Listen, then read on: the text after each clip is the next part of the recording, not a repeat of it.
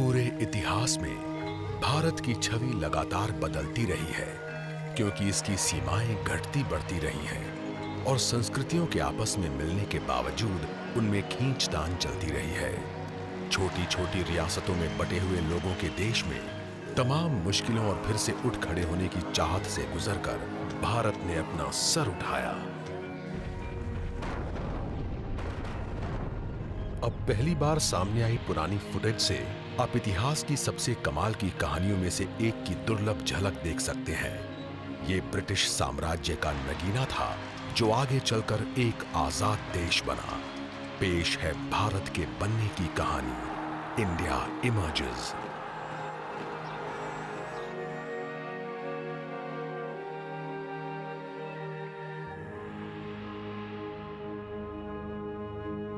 The Raj.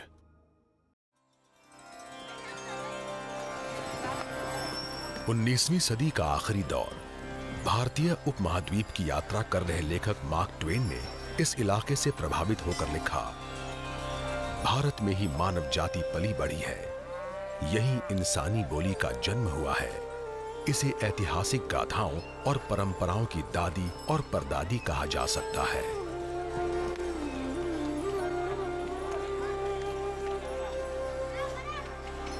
Mark Twain ने 5000 सालों में विकसित हुए भारत की व्याख्या की थी।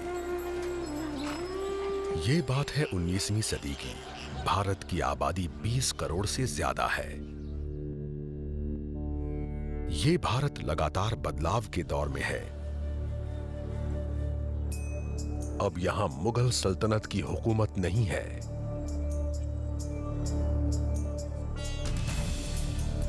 अपने सबसे अच्छे दौर में मुगल शासन उत्तर में अफगानिस्तान के पहाड़ों से लेकर भारतीय उपमहाद्वीप के सबसे दक्षिणी छोर तक फैला था। हाल ही में मिली इस रंगीन फिल्म को 1930 के दशक में फिल्माया गया था। ये 16 मिलीमीटर की कोडाक्रोम फिल्म है, जिसे पूरी तरह हाई डेफिनेशन में बदल दिया गया है। ये मध्यकालीन भारत की एक झलक है, जिसके ज्यादातर हिस्से पर मुगल राज करते थे। मुगलों का प्रभाव भारत के दक्षिणी दूर दराज के इलाकों तक कभी नहीं पहुंच पाया। यहां तक कि मध्य भारत में भी उन्हें अपना अधिकार जताने के लिए स्थानीय रियासतों के साथ हाथ मिलाकर चलना पड़ता था।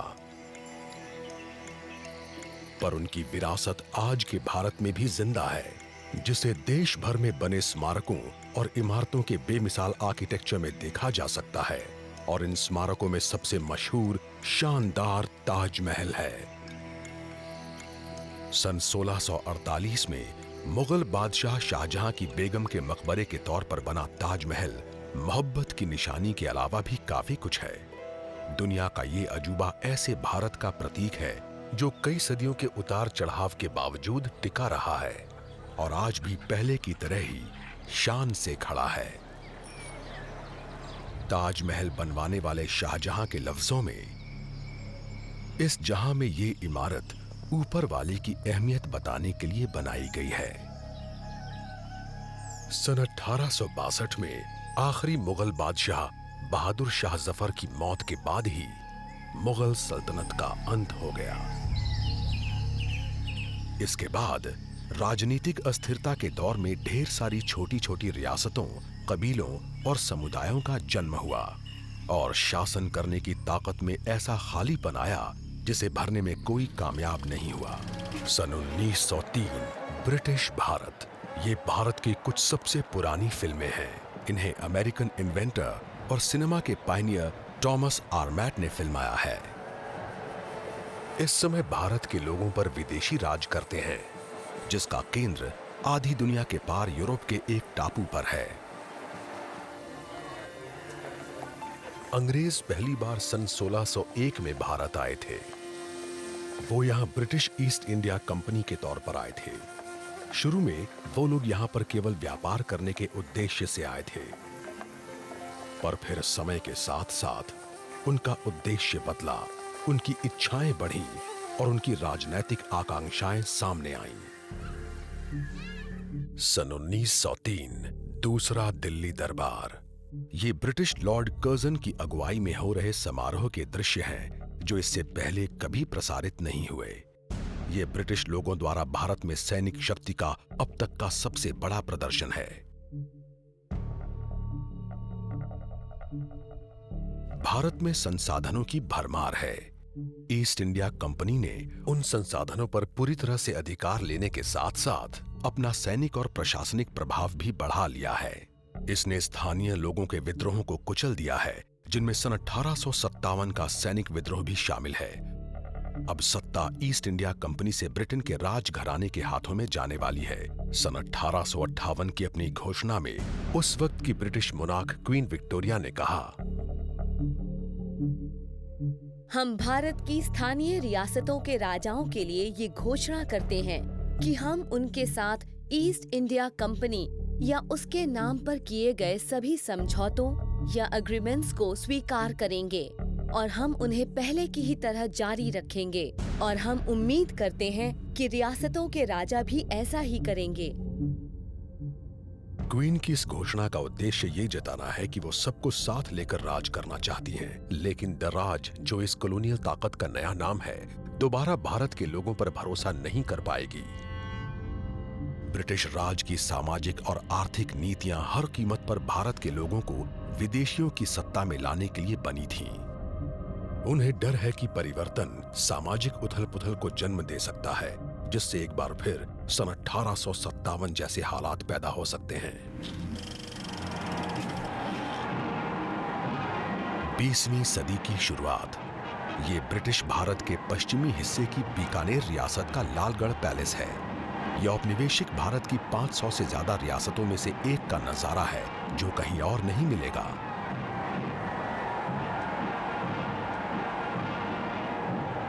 ये इंपीरियल वॉर कैबिनेट में अकेले गैर ब्रिटिश प्रतिनिधि महाराजा गंगा सिंह की पोती के शाही विवाह का अवसर है। ये चमक दमक एक शानो शौकत वाली ट्रेडिशनल लाइफस्टाइल की झलक दिखलाती है, लेकिन ये सिर्फ ऊपरी दिखावा है। अब भारत पर अंग्रेजों का राज है और ये दो प्रशासनिक सिस्टम्स में बंटा हुआ है। भारत के 60% हिस्सों पर अंग्रेजों की हुकूमत चलती है। बाकी का 40% हिस्सा रजवाड़ों का है, जिन्होंने अंग्रेजों के साथ समझौते कर लिए हैं।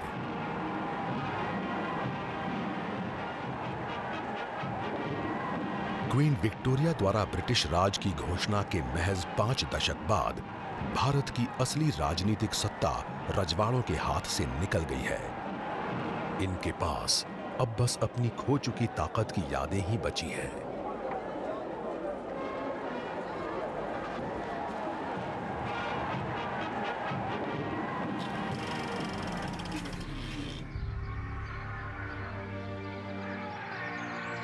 ये हैदराबाद की एक रियासत से मिले बाघ के शिकार के दृश्य हैं। ये मुश्किल से दिखने वाले विजुअल्स ओरिजिनल कला में हैं और इन्हें दक्षिणी भारत में कोंगारा कलान नाम के जंगल में फिल्माया गया है। स्थानीय राजा और अंग्रेज साथ मिलकर शिकार करते हैं। ये हाथियों पर शिकार के लिए निकलते हैं और उनके साथ ट्रेन्ड शिकारियों और हथियारों से लैस सैनिकों की एक फौज होती है। ये लोग घेरा बनाकर शिकार करते हैं। इसमें जोखिम कम होता है और देखने वालों को मजा आता है।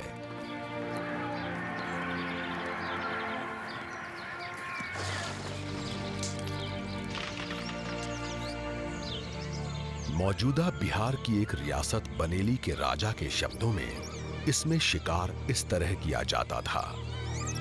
जंगलों में बाघों को लुभाने के लिए भैंस के बछड़े बांध दिए गए। बाघ के छिपे होने की जगह को घेरने के लिए लगभग 50 हाथी भेजे गए। फिर घेरा तैयार हो जाने पर 2 हाथियों को उस घेरे में जाकर बाघ को छिपने की जगह से निकालने का हुक्म दिया गया।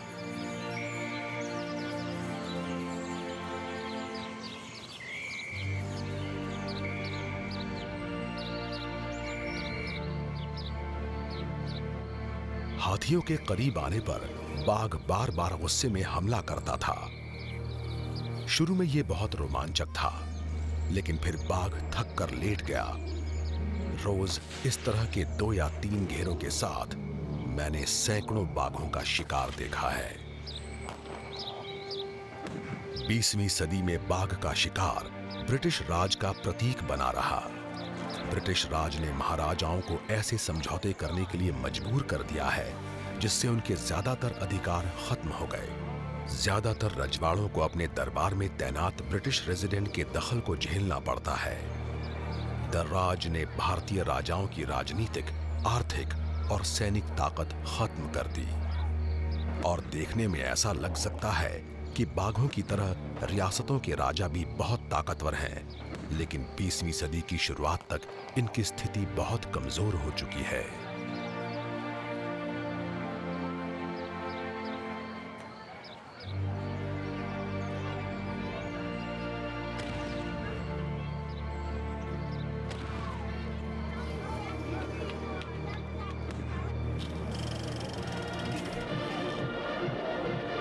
दिसंबर सन 1911, दिल्ली दरबार।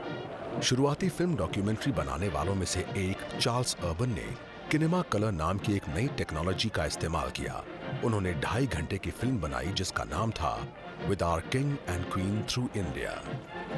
इस फिल्म में तीसरे दिल्ली दरबार के नजारे हैं जो ब्रिटिश सम्राट जॉर्ज V के राज्याभिषेक के समय होने वाला एक सैनिक समारोह है। इस समारोह में सबसे अहम मौजूदगी सम्राट और उनकी पत्नी मैरी की है और इन्हें भारत का एम्परर और एम्प्रेस घोषित किया गया। लेकिन ये इस समारोह में होने वाली अकेली महत्वपूर्ण घोषणा नहीं है। ब्रिटिश भारत की राजधानी अब कलकत्ता से हटाकर दिल्ली लाई जाने वाली है। राजधानी को कलकत्ता से दिल्ली लाए जाने के प्रस्ताव पत्र में भारत के वाइसरॉय लॉर्ड हार्डिंग ने लिखा, ये काफी समय से एक गंभीर असंगति मानी जाती है कि ब्रिटिश लोग अपने भारतीय इलाके के सबसे पूर्वी छोर पर स्थित शहर कलकत्ता से इस देश पर शासन करते हैं, लेकिन कलकत्ता से राजधानी हटाने की यही एक वजह नहीं थी। सन 1905 में बंगाल के बंटवारे के बाद ये इलाका ब्रिटिश राज के राष्ट्रवादी विरोधियों का केंद्र बन गया था।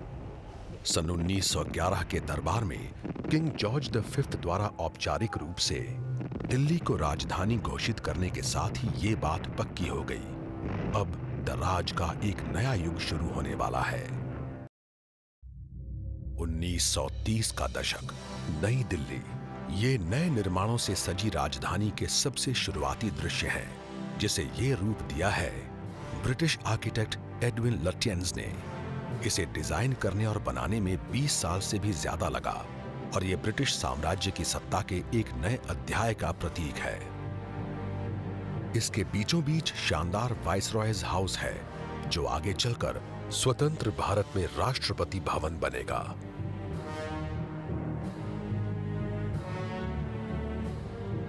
हिस्टोरियन मालविका सिंह और रुद्रांशु मुखर्जी ने अपनी किताब new Delhi making of a capital में बताया है कि लुटियंस ने कितनी बारीकी से काम किया था। उन्होंने इंडियन ट्रेडिशंस का बखूबी अध्ययन किया, खासियतों और प्रतीकों की खोज की, स्थानीय निर्माण सामग्री की डायरेक्टरी तैयार की, धार्मिक और सेक्युलर दोनों तरह की कला और कारीगरी की खासियतों को जमा किया और एक मिली-जुली स्टाइल को अपनाने की कोशिश की। एक नई शानदार राजधानी का निर्माण ब्रिटिश राज की साम्राज्यवादी सत्ता के सबसे अच्छे दौर का प्रतीक बन गया। भारत अब धीरे धीरे लेकिन लगातार बदलने लगा है। 1930 का दशक, ब्रिटिश भारत के पूर्वी हिस्से की बंगाल रियासत। ये दार्जिलिंग की टॉय ट्रेन है जिसे अंग्रेजों ने भारत पर अपनी हुकूमत के सबसे अच्छे दौर में सन 1879 में बनवाया था। बंगाल के न्यू जलपाईगुड़ी और दार्जिलिंग को जोड़ने वाली ये ट्रेन ब्रिटिश हुकूमत की वजह से आए बदलावों को दिखाती है।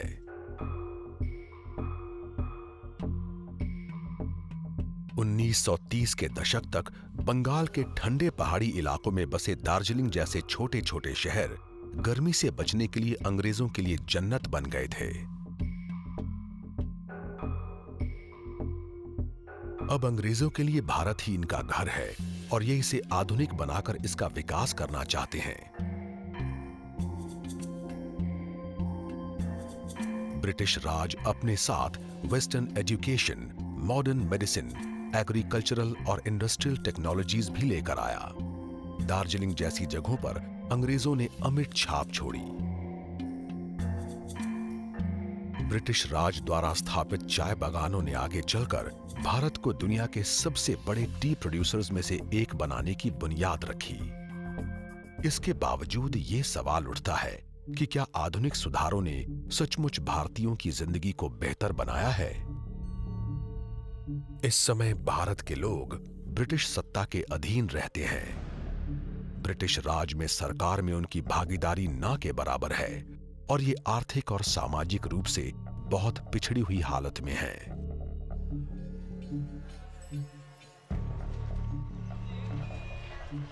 हिस्टोरियन आयरा क्लाइन ने लिखा है, अपने शुरुआती दौर में ही ब्रिटिश राज ने भारतीय उपमहाद्वीप में विकास के नए तौर तरीके स्थापित किए, जिससे इंग्लैंड तेजी से प्रगति कर पाया और वहां के लोग संपन्न हुए।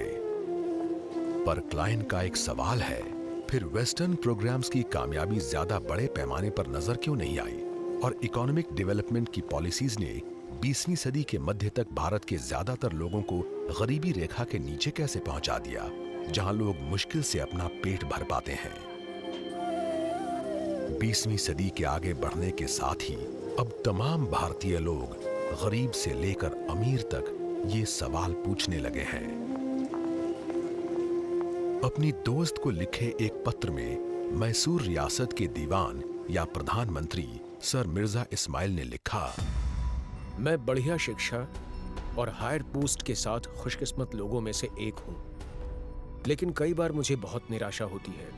मेरे स्टेटस और मेरी कामयाबियों के बावजूद लगभग सभी ब्रिटिश लोग मुझे अब भी अपने से नीचा समझते हैं। वो ये नहीं समझ पाते कि वो जिस भारत की बात करते हैं वो ब्रिटिश लोगों का बनाया हुआ है और उनके जाने के बाद वो ज्यादा समय तक नहीं चलेगा।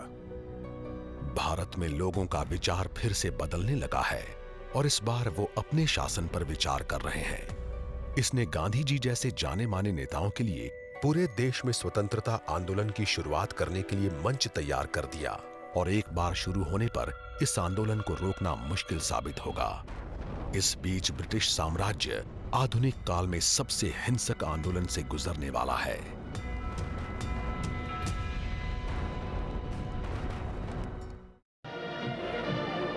बीसवीं सदी का शुरुआती दौर। ब्रिटिश हुकूमत एक बड़ी साम्राज्यवादी शक्ति है और भारत इस साम्राज्य के सबसे अहम नगीनों में से एक है।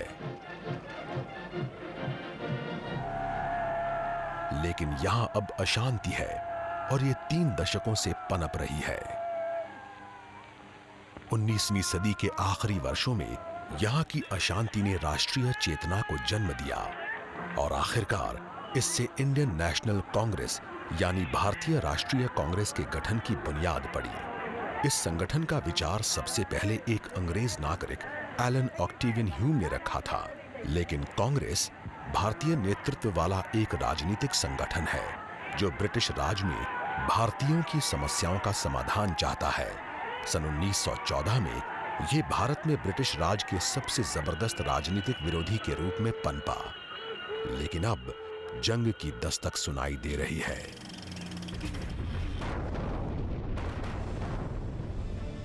जुलाई सन 1914 से नवंबर सन 1918 तक पूरे यूरोप में जबरदस्त लड़ाई छिड़ी रही, जिसमें साम्राज्यवादी ताकतों के साथ साथ उनकी रियासतों ने भी हिस्सा लिया।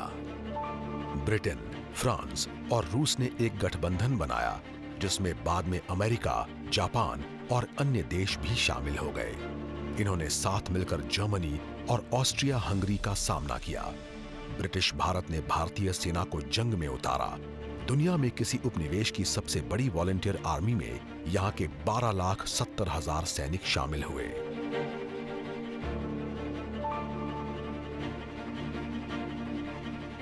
इस विश्व युद्ध में ब्रिटिश और भारतीय सेना साथ मिलकर लड़ रही है। शौर्य का सम्मान करने में ब्रिटिश और भारतीय सैनिकों के बीच कोई भेदभाव नहीं किया गया। 15 भारतीयों को विक्टोरिया क्रॉस दिया गया। सिर्फ ब्रिटिश लोगों को दिया जाने वाला ये सम्मान प्राप्त करने वाले ये पहले भारतीय थे।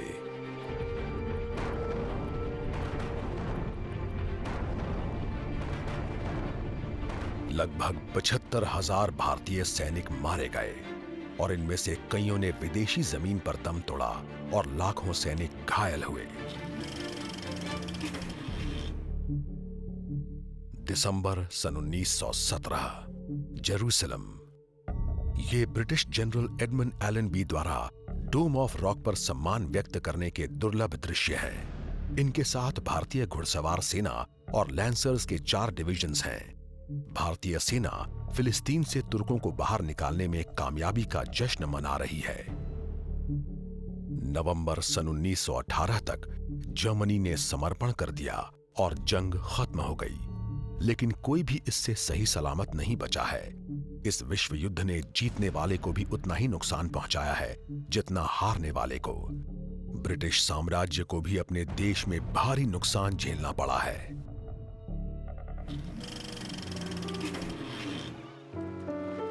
सन 1925 ग्रेट ब्रिटेन। इन अनोखी फिल्म आर्काइव्स में बायोकलर नाम की एक खास टेक्नोलॉजी का इस्तेमाल हुआ है। क्लॉड फ्रीस ग्रीन ने जंग के बाद ब्रिटेन की स्थिति को दिखाने के लिए बायोकलर का इस्तेमाल किया। लंबी और बेरहम लड़ाई में कामयाब रहने के बावजूद ब्रिटेन अब आर्थिक मुश्किलों का सामना कर रहा है। ब्रिटेन को सुपर पावर बनाने वाली औद्योगिक क्रांति अब धीमी पड़ रही है।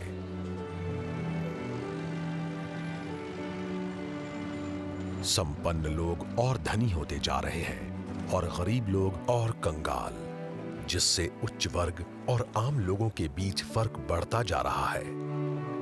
सन 1926 में, यानी पहले विश्व युद्ध के खत्म होने के 1 दशक के अंदर ब्रिटेन कारखानों, कोयला खदानों, बस, रेल और बंदरगाहों में काम करने वालों, बिजली और गैस कर्मचारियों की 10 दिनों की आम हड़ताल से ठप पड़ गया। प्रशासन ने इस आम हड़ताल को तो खत्म करवा दिया, लेकिन ये ब्रिटिश साम्राज्य के लिए आगे आने वाले मुश्किल हालात का पहला संकेत है।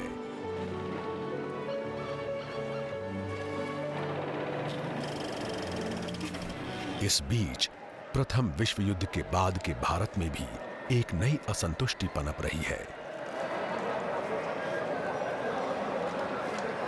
जंग शुरू होने पर भारत के रजवाड़ों के साथ साथ ज्यादातर जनता ने लड़ाई में ब्रिटेन का साथ दिया था। भारतीय सैनिक अपनी मर्जी से अंग्रेजों के लिए लड़े थे और रियासतों ने युद्ध के लिए अपने खजाने खोल दिए थे।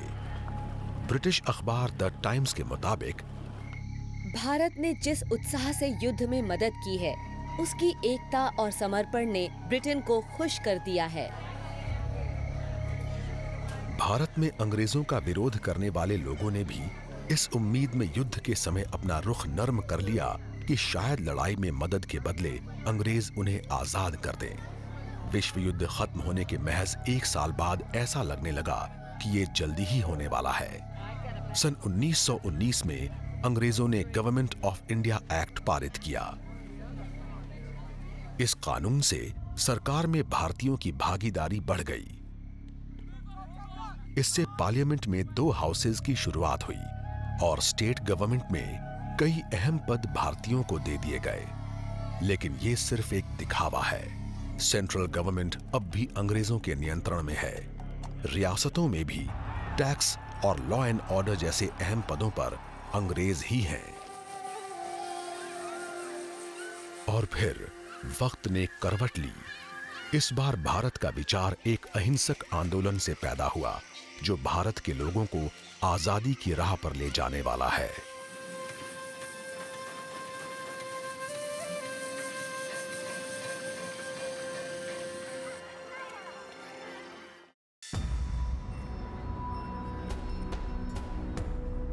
ये भारतीय स्वतंत्रता संग्राम के सबसे जाने माने नेता और साम्राज्यवादी ब्रिटिश राज के लिए सबसे बड़े खतरों में से एक मोहनदास करमचंद गांधी के खास दृश्य हैं।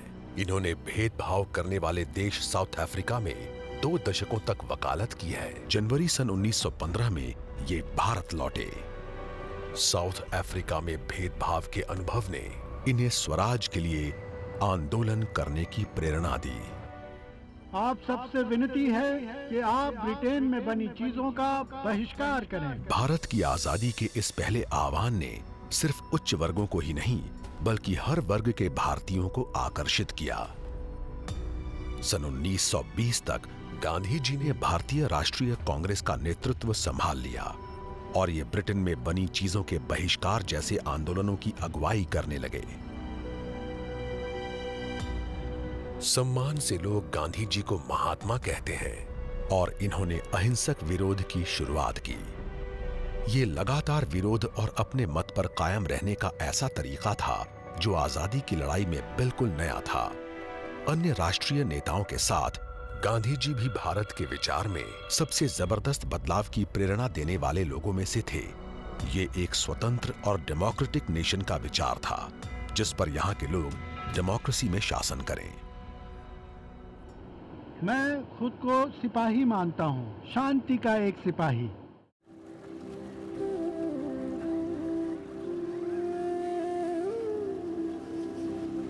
भारत की पवित्र नदी गंगा जो हमारी पहचान है, ये एक राष्ट्रीय पहचान है जो आधुनिक 20वीं सदी में काफी सशक्त हो रही है। लगभग 2 सदी की गुलामी के बाद अब भारतीय लोग अंग्रेजों की तुलना में अपने इंफीरियर स्टेटस पर सवाल खड़े करने लगे हैं। पॉलिटिक्स में भारतीय राष्ट्रीय कांग्रेस सबसे बड़ी ताकत है, लेकिन ऑल इंडिया मुस्लिम लीग जैसी दूसरी पार्टियों का भी प्रभाव बढ़ रहा है। कुछ स्वतंत्रता सेनानी राजनीतिक बातचीत जैसे अहिंसक तरीके अपनाना चाहते हैं, लेकिन भगत सिंह और चंद्रशेखर आजाद जैसे कुछ वीरों ने अंग्रेजों से लड़ने के लिए हथियार उठा लिए। लेकिन अंग्रेजों ने उनके इस विद्रोह को बड़ी बेरहमी से दबा दिया।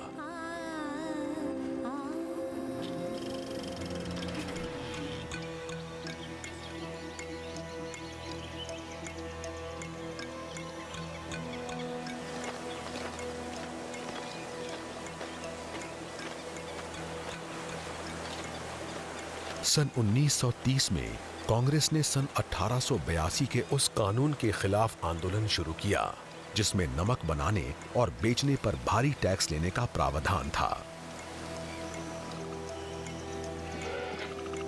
मार्च सन 1930 के अपने एक पत्र में गांधी जी ने वाइसरॉय लॉर्ड अर्विन को लिखा कि ये औपनिवेशिक सत्ता का एक कड़ा कानून है और भारतीय लोगों पर इसका बहुत बुरा असर पड़ रहा है। हालांकि मैं भारत में ब्रिटिश शासन को एक अभिशाप मानता हूं, लेकिन मैं अंग्रेज़ों को दुनिया के बाकी लोगों से बुरा नहीं मानता। और मैं ब्रिटिश शासन को अभिशाप इसलिए मानता हूं क्योंकि इसने लगातार शोषण वाली एक व्यवस्था और ऐसे खर्चीले सैनिक और नागरिक प्रशासन के जरिए करोड़ों भारतीयों को बदहाल कर दिया है, जिसका खर्च ये देश नहीं उठा सकता है। इसने राजनीतिक रूप से हमें अंग्रेज़ों का गुलाम बना दिया है। इसने हमारी सभ्यता की बुनियाद खत्म कर दी है और हम कायर असहाय लोगों का देश बनकर रह गए हैं।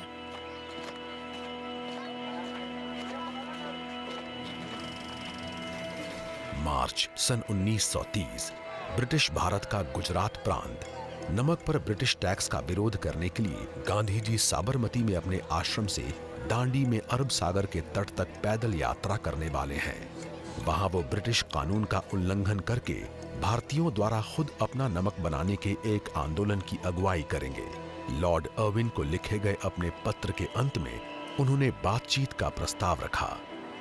मैं जानता हूं कि आप मुझे गिरफ्तार करके मेरी कोशिश को नाकाम कर सकते हैं, लेकिन मेरे बाद हजारों लोग अनुशासित ढंग से ये काम करने को तैयार रहेंगे और नमक कानून का उल्लंघन करके वो उस कानून की सजा पाने के लिए तैयार रहेंगे जिसे कभी कानून की किताब में दर्ज ही नहीं होना चाहिए था।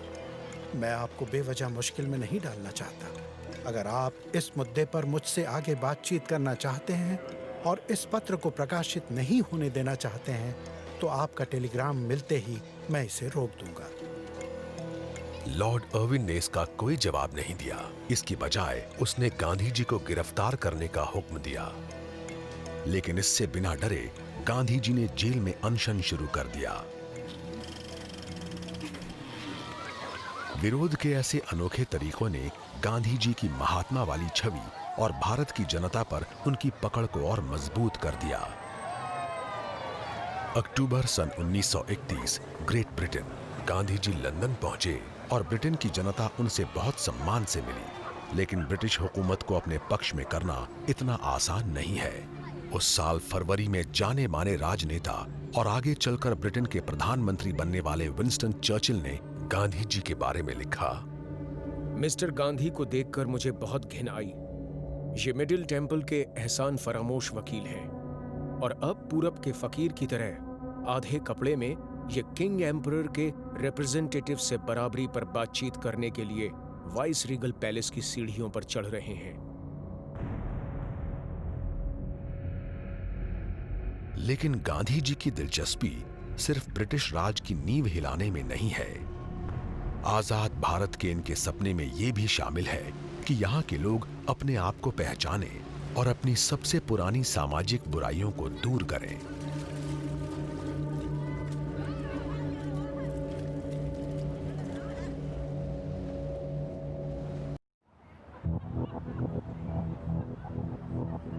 पहले विश्व युद्ध के बाद के दौर में भारत में ब्रिटिश राज।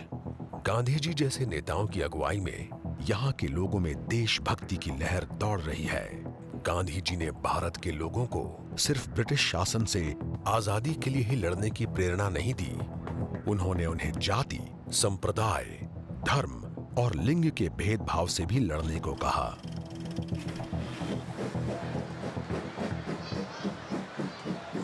सन 1932 ब्रिटिश भारत में दिल्ली से महज 160 किलोमीटर पूरब में स्थित मुरादाबाद। ये यहाँ के उस दलित समुदाय के लोगों के कुछ दुर्लभ नजारे हैं जो हिंदू समाज में सबसे नीचे माने जाते हैं। ब्रिटिश भारत में दलित बहुत बुरी हालत में रहते हैं। इनकी बस्तियां सबसे अलग थलग होती हैं और इन्हें ऐसे काम दिए जाते हैं जो हिंदू धर्म ग्रंथों के अनुसार अशुद्ध हैं। हिंदू मान्यताओं को नहीं मानने वाले पश्चिमी शासकों के होने के बावजूद ब्रिटिश राज के दौरान भी भारतीय समाज में छुआछूत जैसी बुराइयां मौजूद हैं। गांधी जी का मानना है कि अगर भारत को आगे बढ़ना है तो छुआछूत जैसी बुराइयों को खत्म होना चाहिए। उन्होंने दलित समुदाय को एक नया नाम दिया, हरिजन, यानी ईश्वर के लोग। इसके साथ ही इन्होंने दलित समुदाय के लोगों के साथ खाने, मिलने जुलने और प्रार्थना करने जैसे सार्वजनिक रूप से दिखाई देने वाले कामों की मदद से लोगों को समझाने की कोशिश की। गांधी जी का मानना है, अगर मेरा पुनर्जन्म हो तो मुझे दलित के रूप में पैदा होना चाहिए ताकि मैं उनके दुख, उनकी तकलीफों और उनकी मुश्किलों को समझ सकूं और शायद इससे मुझे खुद को और उन सबको उनकी बुरी हालत से आजाद कराने की प्रेरणा मिलेगी। ये उत्तर भारत में इलाहाबाद के नजारे हैं। 3 पवित्र नदियों गंगा, यमुना और सरस्वती के संगम पर बसा ये शहर हमेशा से आजादी की लड़ाई का केंद्र रहा है। इस शहर ने स्वतंत्रता आंदोलन के शुरुआती दिन देखे हैं जब मोतीलाल नेहरू जैसे नरमपंथी नेताओं ने अपनी भारतीय पहचान कायम करनी शुरू की थी। ये मोतीलाल नेहरू के पुत्र जवाहरलाल नेहरू का जन्म स्थान भी है जो आगे चलकर आजाद भारत के पहले प्रधानमंत्री बनेंगे। जवाहरलाल नेहरू राष्ट्रीय चेतना की एक लहर की अगुवाई करते हैं। गांधी जी की तरह इन्होंने भी पश्चिम में वकालत की पढ़ाई की है। ये भारत की आजादी के पक्के इरादे के साथ अपने देश लौटे हैं। गांधी जी की तरह ये भी बुद्धिजीवी होने के साथ साथ लोकप्रिय जननेता भी हैं और इन्होंने भी भारतीय जनता के बीच अपनी मजबूत जगह बना ली है। अपनी मशहूर ऐतिहासिक किताब द डिस्कवरी ऑफ इंडिया में इन्होंने अपने देश के बारे में लिखा, बार बार विदेशी हुकूमत में रहने के बावजूद कोई इसके जोश को खत्म नहीं कर पाया और आज भले ही ये एक विजेता के हाथों का खिलौना बना हुआ लग रहा हो, लेकिन अब भी इसने हार नहीं मानी है और इसका उत्साह कायम है। ये एक कल्पना, विचार और सपना है, लेकिन साथ ही ये बहुत वास्तविक और जीवंत भी है। नेहरू और उनके पॉलिटिकल मेंटोर गांधी ने आजाद और सेक्युलर इंडिया का विचार सामने रखा, जिसमें हर नागरिक को मूल मानव अधिकार मिलेंगे।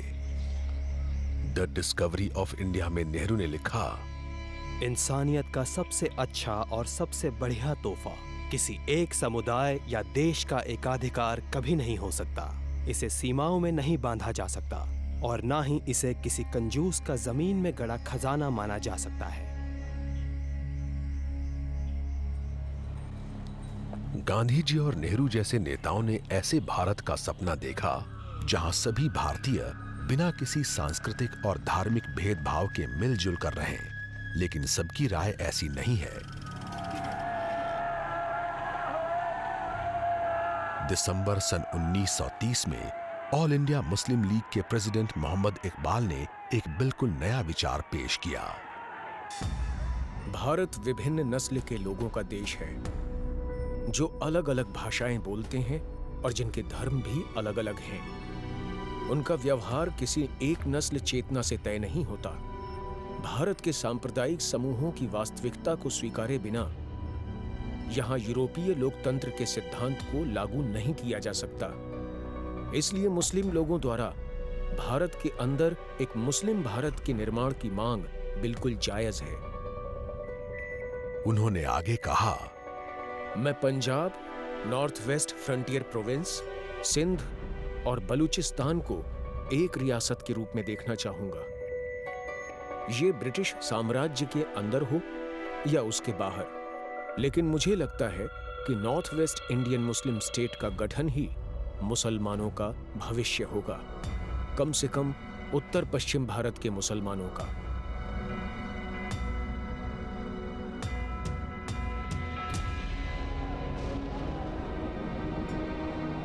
इसी से पाकिस्तान के जन्म का विचार आया, लेकिन ये कई सदियों से चले आ रहे तनाव का नतीजा है। सभी भारतीय अंग्रेजों से आजाद होना चाहते हैं, लेकिन सांप्रदायिक तनाव का भारत के भविष्य पर बुरा असर पड़ेगा। 1930 के दशक के दौरान भारत में ब्रिटिश शासन से आजादी की मांग लगातार तेज होती गई। इस पुरानी फिल्म में आप आजादी की लड़ाई का एक दुर्लभ नजारा देख सकते हैं। ये आंदोलन बहुत जबरदस्त है, लेकिन इसे अपने भीतर ही गंभीर चुनौतियों का सामना करना पड़ रहा है। ब्रिटिश लोगों ने भारतीयों में फूट डालकर शासन करने के लिए इन्हीं धार्मिक और जातीय तनावों का फायदा उठाया।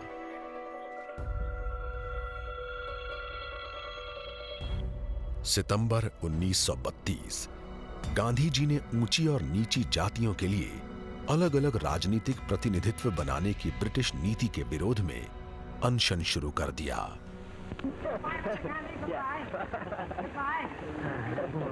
इस फिल्म में आवाज साफ न होने के बावजूद गांधी जी के सिविल डिसोबीडियंस मूवमेंट के दुर्लभ दृश्य हैं।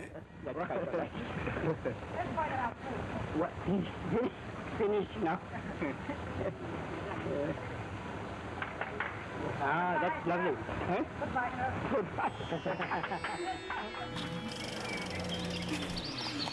सन 1938 ब्रिटिश भारत के उत्तरी हिल स्टेशन। ब्रिटिश राज के अफसर यहां छुट्टी मना रहे हैं। ये साहिब वाले अपने रुतबे से अच्छी तरह वाकिफ हैं। उर्दू लफ्ज साहिब का अर्थ है सर या मिस्टर, लेकिन ब्रिटिश राज में ये स्वामी या मालिक के ऊंचे रुतबे का प्रतीक है, जिसका इस्तेमाल भारतीय लोग अंग्रेजों के लिए करते हैं। साहिब लोग ऐशो आराम और खास सहूलियतों वाली जिंदगी जीते हैं। इनमें से कुछ लोग बेमन से भारत आए हैं, जबकि कुछ लोग ब्रिटेन से भी ज्यादा भारत को अपना घर मानते हैं। 20वीं सदी के शुरू के 25 सालों के अंत में दुनिया एक बार फिर बदलने लगी है। इस बार ब्रिटिश राज पर इसका प्रभाव निर्णायक होगा।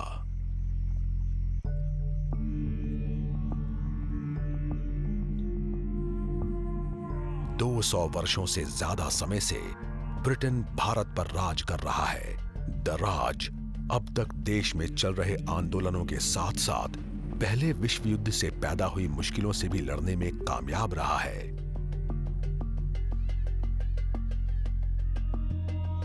पहले विश्व युद्ध के महज 20 साल बाद एक बार फिर जंग के बादल घिरने लगे। एक बार फिर यूरोपीय देशों के गठबंधन की अगुवाई के लिए ब्रिटेन को याद किया जाएगा। इस बार ये लड़ाई एडोल्फ हिटलर के जर्मन खतरे के खिलाफ है। ये लड़ाई पूरी दुनिया को चपेट में ले लेगी और किसी की भी कल्पना से ज्यादा तबाही मचाएगी। दूसरे विश्व युद्ध में जंग का मैदान यूरोप, प्रशांत क्षेत्र, अफ्रीका, अमेरिका, जापान, चीन, मिडिल ईस्ट और भारत तक फैल जाएगा। ये इतिहास में सबसे जानलेवा युद्धों में से एक होगा, जिसमें 5 से 8 करोड़ लोग मारे जाएंगे और इनमें से ज्यादातर लोग आम नागरिक होंगे। नाज़ी फौज खत्म कर दी जाएगी और फासिज्म पर हमला होगा। जर्मनी और यूरोप के काफी बड़े हिस्से का राजनीतिक नक्शा बदल जाएगा। इस लड़ाई का ब्रिटेन के लोगों, उसके शहरों और उसकी अर्थव्यवस्था पर बहुत बुरा असर पड़ेगा। ब्रिटेन अपना पूरा ध्यान और अपने सभी संसाधनों को खुद को फिर से मजबूत करने में लगाएगा। भारतीय लोगों के लिए दूसरा विश्व युद्ध आजादी के लिए जोर लगाने का एक अच्छा जरिया साबित होगा। आजादी की इसकी मांग लगातार तेज और मजबूत होती जाएगी। दूसरे विश्व युद्ध के अंत तक दुनिया का नक्शा काफी हद तक बदल जाएगा। आयरन कर्टन पश्चिमी जगत को विभाजित कर देगा। ताकतवर देशों का पतन हो जाएगा और उनकी जगह नए देश पनपेंगे। दर्राज जैसी साम्राज्यवादी ताकतों का सूरज ढल जाएगा और फिर होगी एक नई सुबह।